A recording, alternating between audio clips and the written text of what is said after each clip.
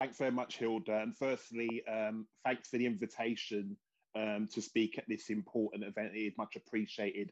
I know that there'll be a link to the Barrack website. I've just been posted now, so people want to find interested can find out more information about what we do as a grassroots campaigning organisation. Thinking about speaking at this event and me, I've been reflecting on the last few months of what we've been through. And I've been looking at the situation, not just in this country, but elsewhere around the world. One of the things that struck me recently, that I noticed that in the US, for example, they did a poll, and 54% of Americans in that poll said that they knew somebody who'd either been hospitalized or killed by COVID 19. That really did strike me when I read that particular find. I'm not sure if a similar poll had been done in this country, but I believe if a poll of that nature had been done, I think there'd be a similar finding. And I think that would be that's a really, really brings it home the impact that this pandemic has had on everybody. And certainly in terms of, my contributions based about race inequality and some of the issues that have arisen in terms of the pandemic on the impact of Black and other, Black communities and Black and other ethnic minority communities. In saying that, I don't want to minimize in any way, shape, or form the impact on other equality groups, because certainly, it's not a case of an either or. I certainly recognise that other equality groups have been impacted.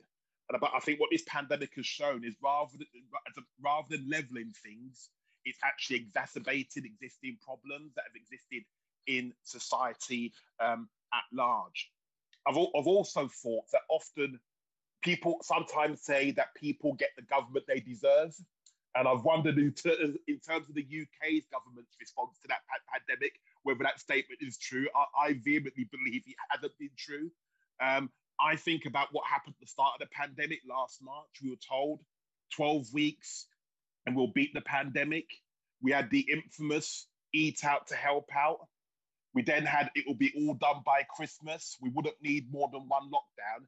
And we now find ourselves with a third lockdown. And I think what those events indicate to me is it doesn't really inspire confidence about the difficult decisions that governments are going to have to make going forward.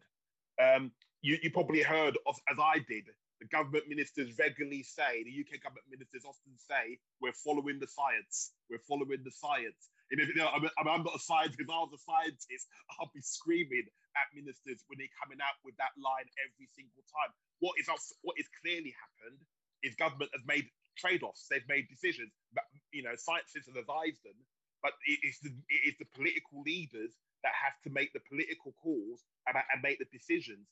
And it's clear that they have made trade-offs. But what they haven't often been done is been honest with the public about the trade-offs that they have made. And that's the key thing, certainly going forward. We need to be vigilant and scrutinize decisions going forward. Because one of the things I'm really concerned about is what happens in terms of vaccine rollout. You've already heard parliamentarians saying, vaccinate the most vulnerable and then rapidly release the restrictions. I'm really concerned about that.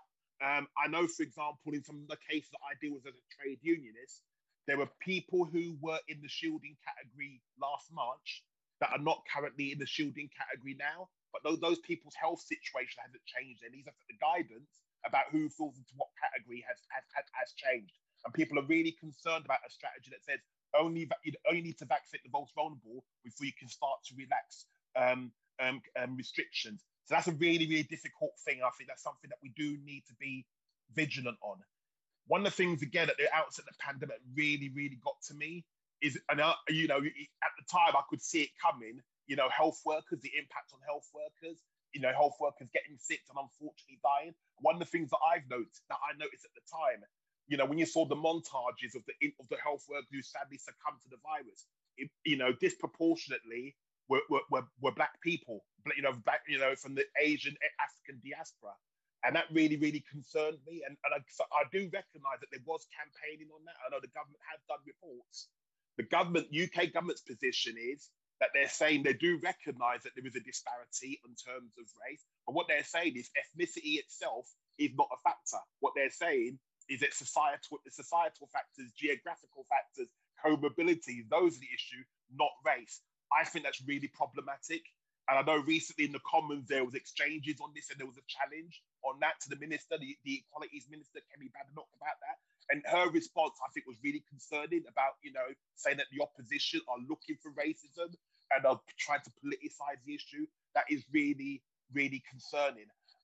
So certainly we need to keep up under pressure. We need to challenge, we need to highlight the impact on equality in terms of the pandemic, the disparities that have been caused by it. But also what I think we also need to do is to look ahead.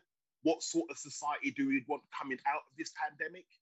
Because certainly I, for one, don't want to go back to normal, because I've heard that phrase often being used in terms of this issue, because normal for a lot of people was not great. So I think we do need to think about what sort of society we'd have after this pandemic. I think that's really, really important. And I think this campaign, I think, is really timely, because one of the things that I've noticed in this current lockdown, a lot of the measures that were put in at lockdown 1 haven't been put in place. And I'm really concerned about that. Things like, for example, homeless people in the first lockdown, they were meant to be accommodated, put into accommodation.